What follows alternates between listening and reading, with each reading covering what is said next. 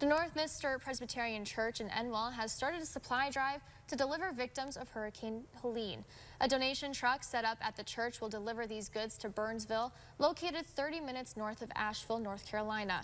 The truck is accepting donations from now until Sunday, November 3rd, but will extend the days if the truck is not filled.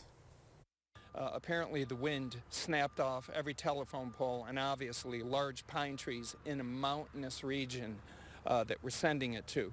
So they're in need of dehumidifiers, chainsaws, any type of paper product. Donations can be made daily in Enwell throughout this week from 7:30 a.m. to 6:30 p.m.